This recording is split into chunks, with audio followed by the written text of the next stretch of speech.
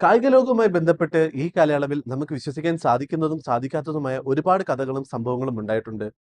Graeme Smith ഒരിക്കൽ ഒടിഞ്ഞ കൈയുമായി കളിച്ചതും, അല്ലെങ്കിൽ Indian cricket താരം യുവരാജ് സിംഗ് ക്യാൻസറിനെതിരായ പോരാട്ടത്തിന് ശേഷം ഗെയിമിലേക്ക് മടങ്ങിയെത്തിയതുമൊക്കെ ഇനി വരുന്ന തലമുറയ്ക്ക് വിശ്വസിക്കാൻ ബുദ്ധിമുട്ടുള്ള കാര്യമായിരിക്കും.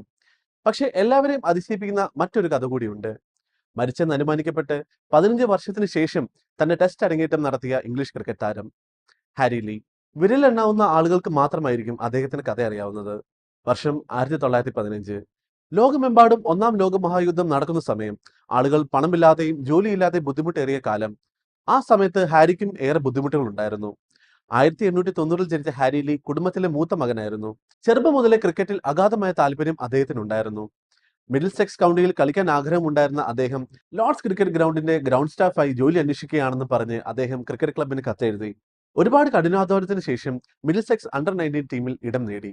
അദ്ദേഹം 1914 സ്ഥിരം കളിക്കാരനുമായി മാറി. 1914 ബ്രിട്ടൻ തങ്ങളുടെ യുവാക്കളോട് സൈന്യത്തിൽ ചേരാനും രാജ്യത്തെ സേവിക്കാനും ആഹ്വാനം ചെയ്തത്. ബോംബ് സ്ഫോടനത്തിൽ വീട്ടിൽ വെച്ച് കൊല്ലപ്പെടുന്നതിനേക്കാൾ നല്ലത് യുദ്ധത്തിന്റെ അപകടങ്ങൾ അഭിമുഖീകരിക്കുന്നതാണെന്ന് പലർക്കും തോന്നി. സൈനിക സേവനത്തിൽ അദ്ദേഹം ഒരിക്കൽ താല്പര്യം കാണിച്ചിരുന്നുവെങ്കിലും അവസാനം ലീ അതിൽ തന്നെ ചേരേണ്ടി വന്നു. യുദ്ധസമയത്ത് ലീയെ 13ാം ബറ്റാലിയനിലേക്കാണ് നിയോഗിച്ചത്. ജർമ്മൻ സൈന്യവുമായുള്ള ഒരു കടുത്ത യുദ്ധത്തിൽ അദ്ദേഹത്തിന് ഗുരുതരമായ പരിക്കേറ്റു. ആ യുദ്ധത്തിൽ മറ്റുള്ളവരെ കണ്ടെത്താനുമായില്ല.